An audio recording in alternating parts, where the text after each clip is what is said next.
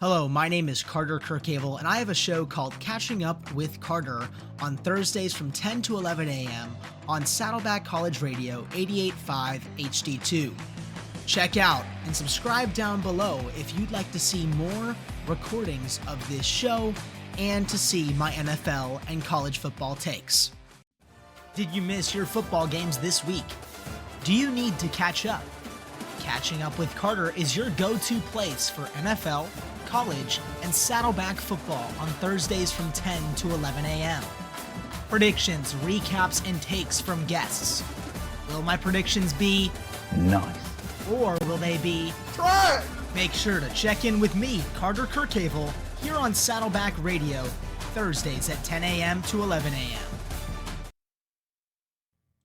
Hello and welcome to Catching Up With Carter here on 88.5 HD2. You're just listening to Come Play from the Arcane soundtrack. I know I've been using it a lot during our shows, but Arcane just ended.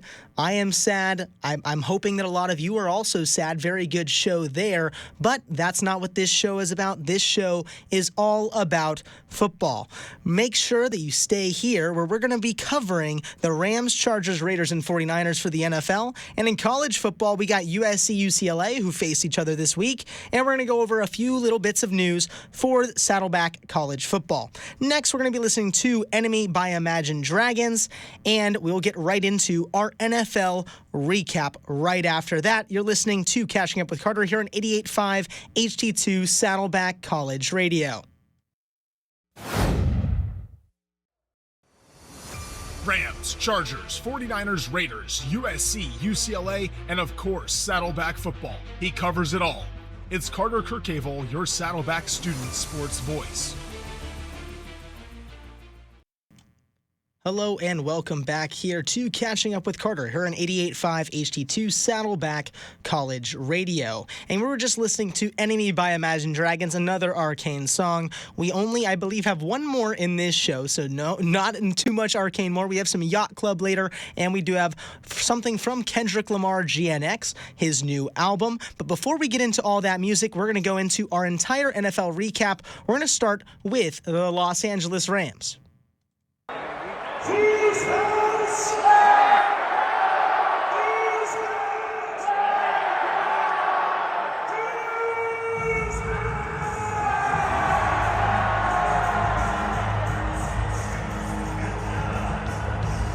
And for the Los Angeles Rams, they played on Sunday Night Football against the Philadelphia Eagles, one of the teams that I despise, I'll just tell you that much.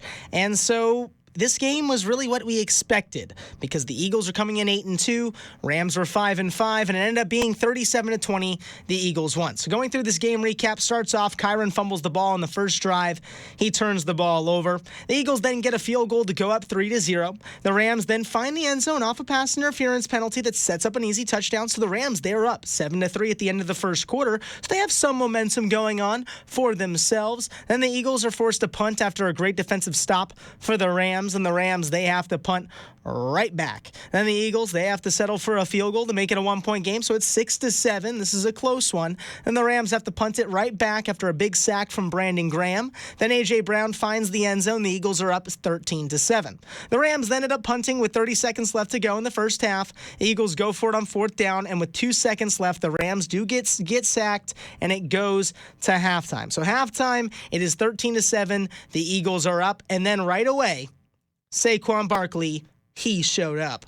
Right away, he goes for a long touchdown that brings the lead to 20-7. Then DeMarcus Robinson, he finds the end zone to respond, so it is a little bit closer. The Rams do bring it closer. It's 14-20. Then Kenneth Gainwell, he finds the end zone for the first time this year. It's 27-14. Then the Rams try a field goal, but it is wide right, so they don't get any points. It's still 27-14 going into the end of the third. Then in the fourth, Philly drives down the field and settles for a field goal, 30-14. Rams have to punt. Saquon breaks off another long touchdown to go up even more. The Eagles are up 37-14. Cooper Kupp does get a touchdown at the end, but we call this a garbage time touchdown. Really, nothing was going to happen for them. It's 20-37. Philly recovers the onside kick that the Rams try, and that's it. It really was just one team was better than the other. That's really what I got to say.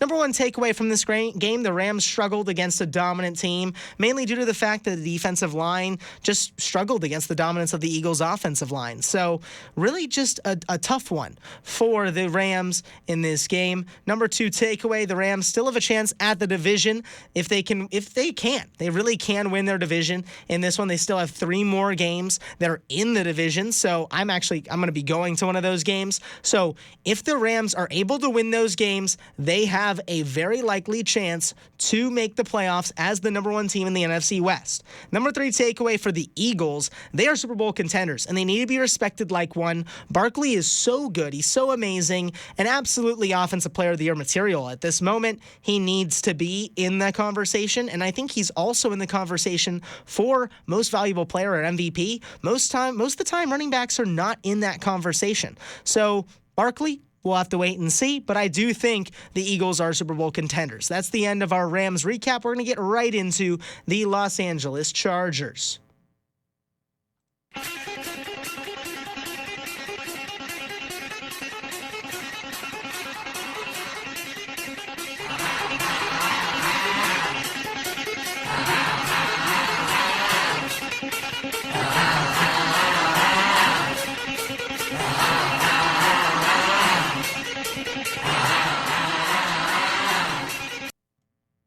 And now for the Los Angeles Chargers, they played against the Ravens on Monday Night Football. And going through this game recap here, Herbert, he finds the end zone early to find the lead 7-0. And then the Ravens, they have to punt right away. And that ends the first quarter. Not too much going on, but the Los Angeles Chargers, they are up early.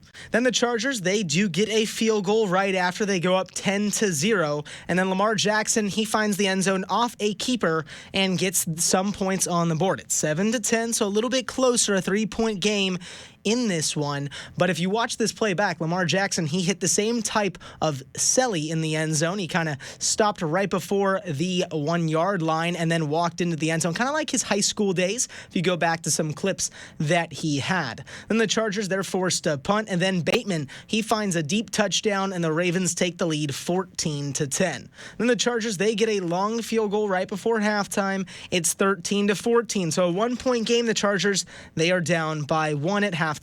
Then the Ravens, they do get a field goal to go up 17-13. Then the Chargers get a field goal, so they're keeping a 1-point game over and over again in this one, and that ends the third quarter. Then Mark Andrews, he finds the end zone early in the fourth quarter to go up 23-16. After going for 2 points after that, it is missed, and so it is not 24-16, so it is a 6-point game, but the Chargers, they have to punt, so they are not able to take advantage of that missed 2-point conversion.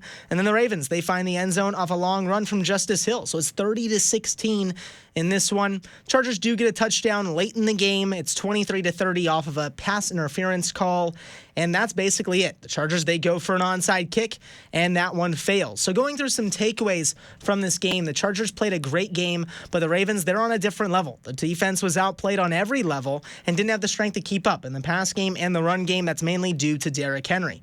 Going through the number 2 takeaway, the Chargers were not able to run the ball as well, with Dobbins being injured, and it killed the momentum for the Chargers. They truly need him in the backfield. Hopefully he is okay. Hopefully he is back, and we'll see coming up this next week. The Chargers, they need him back to be able to win some more games this season.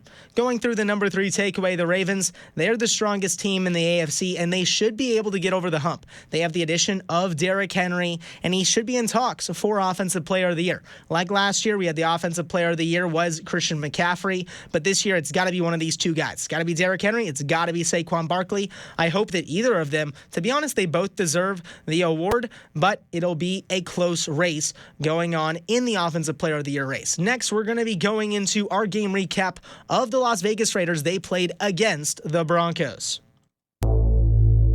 Raider Nation, stand up! Now, for the Raiders, they played against the Broncos this week, and it ended up not being on the Raiders' side. So let's go through this game recap.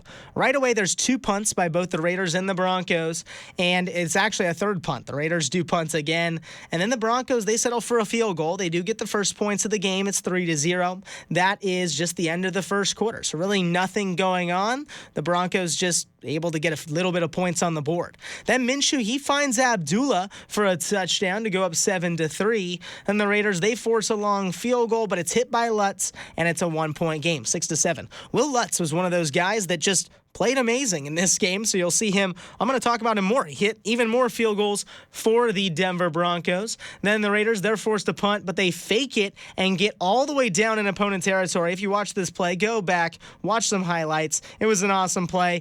Punter gets the ball. Looks like he's definitely going to punt it. He drops back, finds a wide open receiver down the field, and it was just an awesome play to watch. It's definitely going to be on the highlight reel for this season.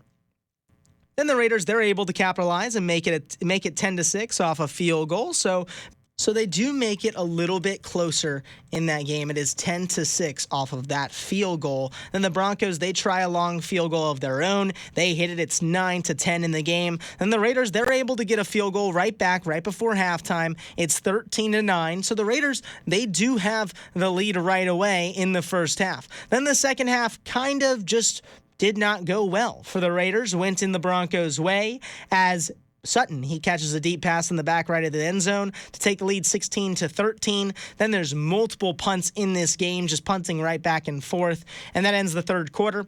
Then in the fourth quarter, the Broncos do nail another field goal, go up 19-13. Then the Raiders, they try their own long field goal. They make it. It's 16-19. Then Sutton finds another touchdown. It's 26-16. The Raiders do finally get in the red zone, but have to settle for a field goal, 19-26.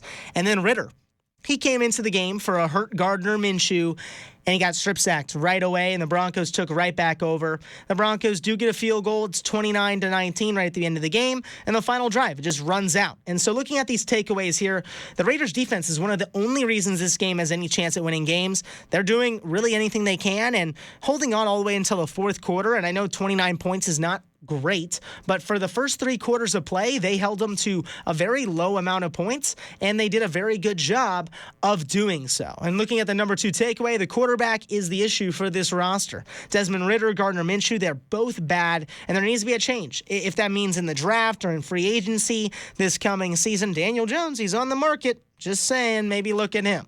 Number 3 takeaway, the Broncos have a chance to be a playoff contender in the weak AFC conference. They can be a 6 or 7 seed and could compete. We'll have to see if Sean Payton and Bo Nix can do that for this roster, but we will have to wait and see when it comes playoff time. We know the Raiders are not in it for the playoffs this season, as they are now 2-9 on the year. Just a troubling season if you are a Raiders fan, but there is some stuff to look forward to. The draft is coming up in April, so I mean, that's a long time away. Maybe I shouldn't be saying that now, but you know what? It is Thanksgiving today, so maybe just go and have your good Thanksgiving dinner.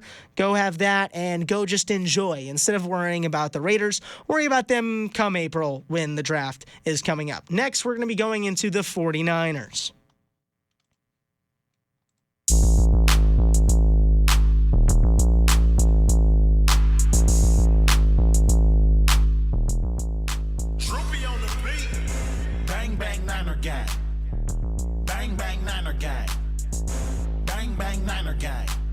Now, going into the 49ers, they played the Packers this week, and this is a game as a 49ers fan that you're usually used to seeing a 49ers win, but it was not that way because of a few different injuries, and I'm making excuses now. Let's just go through the game recap. The Packers won 38-10 in this game, and Tucker Kraft, he started with a touchdown, 7-0. The 49ers, they had a punt right away on their first drive. The Packers get a field goal. They go up 10-0. That ends the first quarter. And then Josh Jacobs, he punches in another touchdown, 17-10.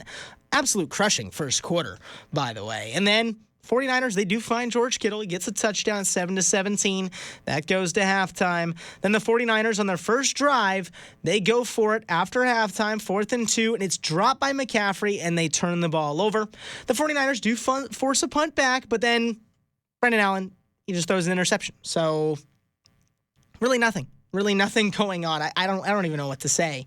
Then a pass interference penalty sets up an easy rushing touchdown, and Josh Jacobs, he gets his second, 24-7 in that game. And then the 49ers, they settle for a field goal. It is 10-24, so a little bit closer. And then a big sack forces the Packers to punt, and that ends the third quarter.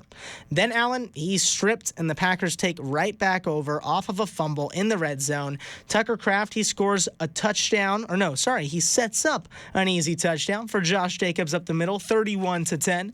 Then McCaffrey fumbles off a big run, and the Packers take the ball right back. And Jordan Love, he finds a fade to his receiver in the back corner, 38-10, and the 49ers run the game out. So really nothing going on for the 49ers offensively. And number one takeaway, the 49ers have an 18% chance to make the playoffs. And at this rate, it'd be a miracle if they do make the playoffs. As a 49ers fan, we're hoping they do, but I'm almost not hoping they do because the 49ers, they need to step up their game. They need to figure out what's going on, and they're not going to if they continue to have success. I know that's ridiculous to say, but there are some issues, and I think defensively there are some issues. And as I said in the number two takeaway here, Brock Purdy is definitely needed on this offense. So he's been doing such a great job, and without him, Allen struggled in this game, and Brock Purdy, he's desperately needed to be back in the lineup. Number three takeaway, the defense looked weak as they were not able to do anything against the Packers offense. They need to figure things out if they want a chance at winning any more games this year. Brandon Staley, I don't know what you're doing. He's the assistant coach, and I don't know what he's doing on the defensive side of the ball. Having a horrible time, and I don't even want to talk about anymore. So we're going to go over to our college recap. But before that, we're going to listen to Everything I Wanted by Billie Eilish, kind of giving the vibes of that game, in my opinion. But we're going to listen to that song and then get into our college football recap, which is going over the game between USC and UCLA. You're listening to Catching Up with Carter here on Jazz 88.5 HD2 Saddleback College Radio, Catching Up with Carter.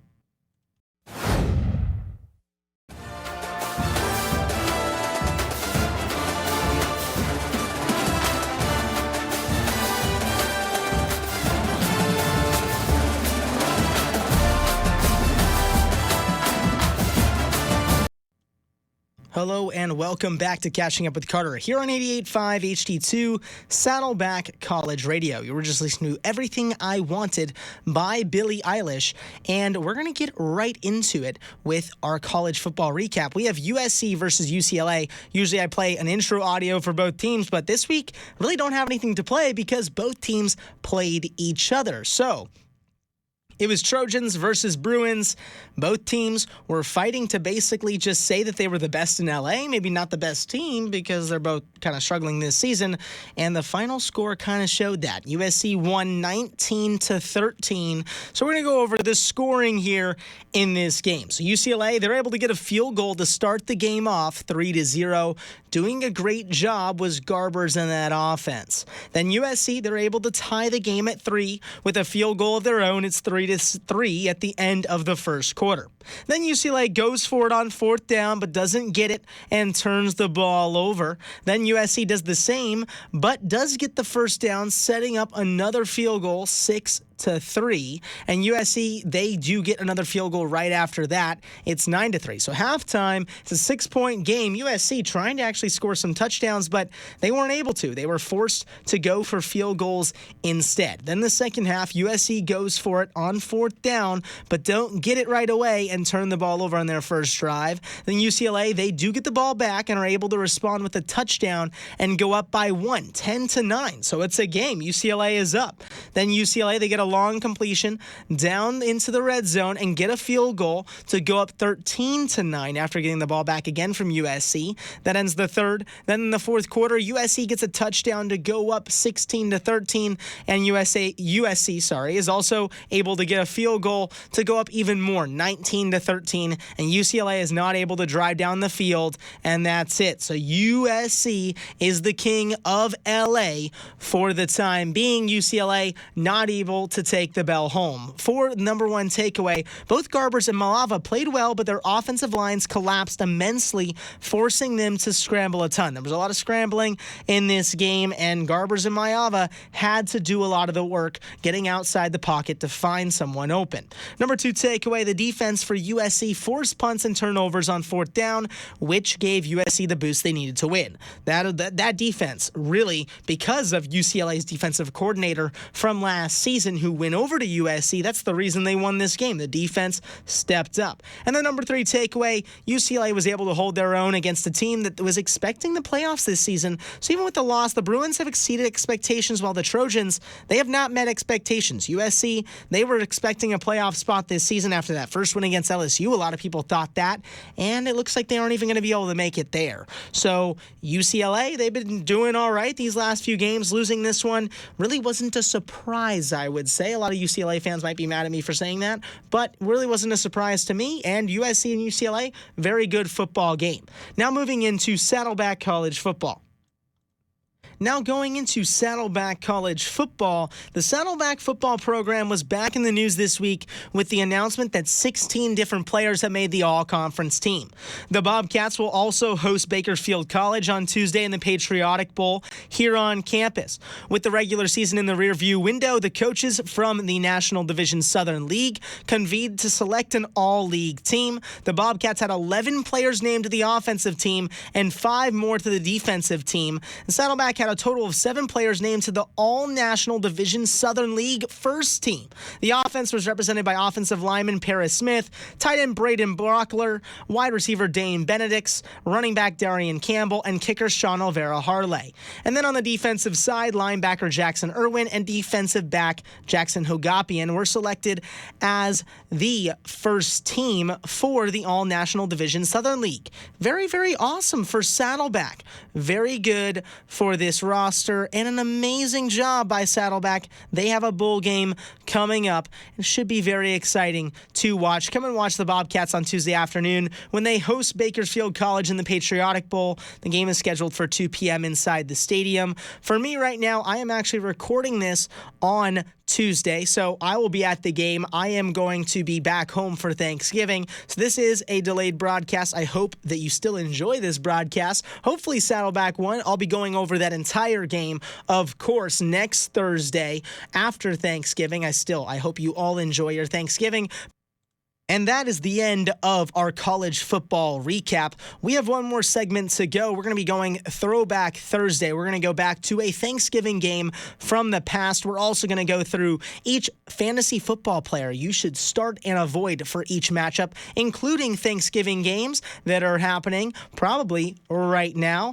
And lastly, we'll be going into rumors around the league, including the Eagles and the Jets. We're going to be talking all about that in just a minute. But before that, we're going to be listening to a few songs by Yacht Club. I hope you enjoy those. Thank you so much for listening here on Saddleback College Radio, 88.5 HD2, Catching Up with Carter.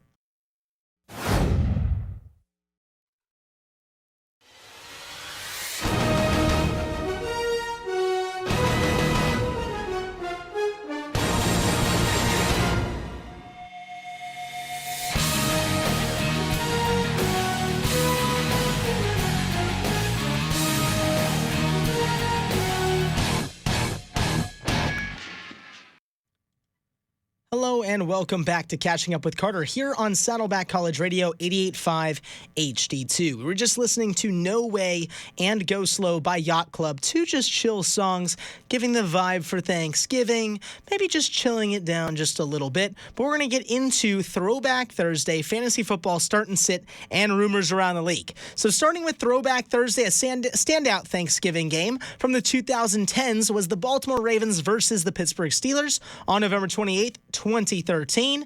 This matchup, part of the NFL's storied Ravens versus Steelers rivalry, was a tightly contested game that showcased hard-hitting action and playoff implications. It's a close scoreline, 22-20 win for the Ravens, and both teams were fighting for the AFC North. And so this game was an awesome one to watch. And Justin Tucker, he was in the clutch for the Ravens. He hit 5 field goals, accounting for the majority of Baltimore's points, and proving once again to be one of the most reliable kickers in the NFL. Mike Tomlin during this game had a standout incident, though. As we remember, he had an incident where it was Jacoby Jones on a kick return, and Mike Tomlin, he was on the field. It looked like he impeded Jones's progress, and this incident became a major talking point, and it led to a fine for Mike Tomlin. It was a very funny clip if you go back and watch it. And another takeaway from this game was Big Ben's effort. Steelers quarterback Ben Roethlisberger threw for 257 yards and 2 touchdowns, but the comeback fell short after a failed 2-point conversion late in the fourth quarter. And the legacy of this game, it's remembered for its physicality and intensity. As we know, the defenses for both teams were so amazing during the 2010s, and there was some drama around that Tomlin sideline incident, so it will be remembered in the history books. And it was a thrilling game for Thanksgiving night. As we know, we have a ton of Thanksgiving games, including the Sunday night game between the Miami Dolphins and the Green Bay Packers. Now we're going to be going into fantasy football players to start and avoid in the NFL for the Week 13 matchups. Now, starting with Thanksgiving, Thursday, November 28, 2024, Chicago Bears at Detroit Lions. Starts at 9:30 a.m., and for this game, I'm telling you, start Jameson Williams. He's going to go off against this struggling Bears defense. The Bears have found ways to lose just at the final seconds of the game. And to sit Keenan Allen, I'd put him on your bench. I know he had a decent game against the Vikings, but I would sit him this week against the Detroit Lions. They've been scoring so many points during their games, and I don't think they're going to allow much. So Keenan Allen, I'd sit him. Now for the next Giants at Dallas Cowboys, I'm starting Cooper Rush, and I'm sitting Tommy DeVito. Cooper Rush actually saved my fantasy football team this last week, and I think he's going to go off against the Giants. He's had 200-plus passing yards in all of his starts except for that first one we remember. Good game against the Texans, and he had a pretty decent game this last week, so we'll see if Cooper Rush can do the same. And Tommy DeVito did nothing during his start, so don't even think about picking him up off waivers and starting him. Just not a good idea. Next is Miami Dolphins at Green Bay Packers, and I'm starting Tua Tagovailoa. I think he's on a tear right now, and I'm sitting Romeo Doubs. Doubs struggling out there. He did a really good job against the 49ers, but the Dolphins, I think they're going to lock him down. Moving into the Black Friday game, which is on November 29th, we're going to have to see how this game goes, but I'm going to say start the Chiefs defense and sit Alexander Mattison. The Chiefs defense has been on a tear during these last few weeks. They did not do very well against the Panthers, I'll say, but before that, they've been doing great, and the Raiders have nothing on offense, and Alexander Mattison, he's not going to see much during this game, so I'm going to sit him on this one. Moving into the Sunday game, starting with the Cardinals at Minnesota Vikings, start Aaron Jones, sit James Conner, 2 different running backs. I think Aaron Jones is going to go off, and James Conner, he's most likely going to be stuffed by the defense. Los Angeles Chargers at Atlanta Falcons is also in the morning window. I'm going to say, start Ladd McConkey. He's done a pretty good job this year. Think he's going to do well, and sit Drake London. He is one of those players that goes off for a week and then pretty much goes off for a week, does not play well. So I'm going to say sit Drake London against this Chargers defense. Next is Steelers at Cincinnati Bengals. I'm starting Chase Brown and sit Najee Harris. So another 2 different running backs. Starting Chase Brown, I think he's going to do well against this Pittsburgh Steelers defensive line. I know that they've been doing well against opposing running backs this year, but I think Chase Brown will be able to do well in the passing attack. And I'm going to sit Najee Harris. I don't believe he will be doing very much on the offensive side is Jaylen Warren. He's been taking a lot of the carries and receptions. So Najee Harris, I'm going to sit. Next is Houston Texans at Jacksonville Jaguars. I'm going to start Tank Dell and sit Evan Ingram. The passing attack for the Texans has been very good, and the Jaguars not good on their side. Next is Colts at New England Patriots. I'm going to start Jonathan Taylor, sit Michael Pittman. Jonathan Taylor doing a great job in the running back spot. And Michael Pittman, I know this is 2 different Colts, but I think they're going to run the ball a lot more against this Patriots defense than pass. I think Jonathan Taylor's going to get a lot of the carries. And with Anthony Richardson back, he'll most likely be running the ball as well. Next is Seattle Seahawks versus New York Jets. I'm going to start Jackson Smith and Jigba. Did a very good job this last week, and he will be a part of this passing attack, and sit Aaron Rodgers. Rodgers is not doing well for the Jets and not able to find his weapons open. They've been running more of a basic offense, and I think that's what's holding them back. And the last game for the morning games on Sunday is Titans versus Commanders. I'm going to start Terry McLaurin. I believe he will have a better game rather than the one he had last week. He had one really good play, but that's basically all he had against the Cowboys. And the former Cowboy, I'm going to sit Tony Pollard. He is going to be on the bench for me. The Titans themselves, I do not believe, will have a good run offense against this Commanders defense. Going into the afternoon game, starting with the Rams at New Orleans Saints at 105. I'm going to start Demarcus Robinson for the Rams. He has been a part of this pass attack, and Stafford has found him open in the end zone multiple times. And for the Saints, sit Taysom Hill. The Rams are not going to allow Taysom Hill to do much in the backfield or catching the ball or passing the ball. I know he's a triple threat, but I would sit him this week. Next is Buccaneers at Carolina Panthers. Start Bucky Irving for the Buccaneers and sit Adam Thielen. The run attack for the Buccaneers is going to do great against this weak Panthers defense. And Adam Thielen, he had a great game against the Chiefs, but the Buccaneers will lock him down. Eagles versus Baltimore Ravens. It is an amazing game to watch. This one will probably be the game of the week. And I'm going to say to start Dallas Goedert for the Eagles and sit no one. I believe you can start anyone in this game, but Dallas Goedert, I believe, is going to be the main target for Jalen Hurts in this game. Moving into prime time, it's 49ers at Buffalo Bills. Start Keon Coleman. The 49ers defense has been struggling in the pass attack area, and sit Juwan Jennings because the Bills defense is going to lock him down, and I believe that Brock Purdy is going to be on the run a lot during the night. And for Monday Night Football, it's Browns at Denver Broncos. Start Nick Chubb and sit Javonte Williams. Williams didn't see a lot in the game this last week against the Raiders, and Nick Chubb, he saw more production. So we should see some good games this weekend. Make sure that you check out all of the start and sit. You can check it out over on my YouTube page. We have all of the week's posted there, so you can check out how I did. I feel like I did pretty good last week with a pick for Jordan Addison. He went for 30 points. And next, we're going to be going into our rumors around the NFL. Giants GM Joe Schoen is safe. New York Giants general manager Joe Schoen has had an interesting year from letting Saquon Barkley depart in free agency this offseason and sign with the Philadelphia Eagles. And now Daniel Jones. He was just released, but according to Jonathan Jones of CBS Sports, multiple sources reiterated this week that Giants owner John Mara intends to keep Schoen beyond this year. Mara has said as much publicly, and Schoen has echoed his boss as recently as last week. He added that while the 4-year, $160 million deal with Daniel Jones was signed to age incredibly poorly, because Mara is present for the day-to-day operations, he understands why and how the contract was given in the first place. So it seems like the owner and GM, they're on the same page. Seems like Schoen will not be fired anytime recently. And going into the other New York team, it's the Jets. We've been talking a lot about New York, and we're going to talk about Aaron Rodgers, as he still has good relations with owner Woody Johnson. We talked about last week that after the Jets started off with a bad record, it looked like Woody Johnson was going to bench Aaron Rodgers, but it looks like they're still having a good conversation between each other. There's been ongoing communication between them, and both agree the season has been deeply disappointing, with Aaron playing through injuries and the team underperforming. And that's what Jordan Schultz wrote from NFL Insider. So it looks like Woody Johnson, he did want to bench Aaron Rodgers, but he is still on the same page with him. And now it looks like that Johnson suggested benching Rodgers for Tyrod Taylor following the team's Week 4 loss to the Denver Broncos is kind of in the back corner. Looks like we're not even thinking about that anymore. We're going to keep Rodgers for the rest of the season.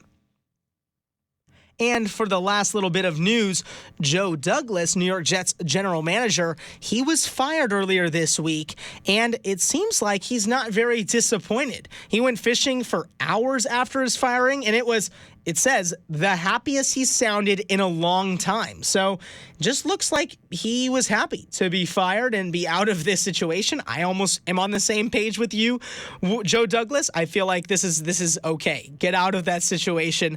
Get away from all the drama and go relax. Go fishing. I love fishing too.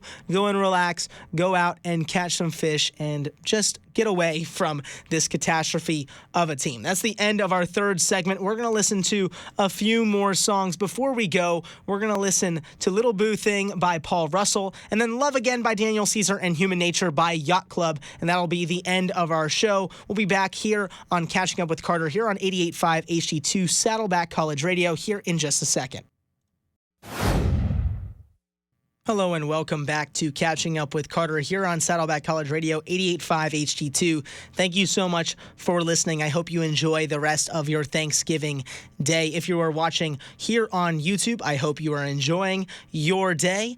And we were just listening to Little Boo Thing. We still have two more songs to go here on our show. We have Love Again by Daniel Caesar and Brandy, and Human Nature by Yacht Club. I hope you do enjoy those two songs. Make sure to check in next week here again from 10 to 11 for all of your NFL, college football, and Saddleback College football recaps and takes and some rumors, as we saw in our third segment. So thank you so much for listening, and I hope to see you next time here on 88.5 HD2 Saddleback College Radio.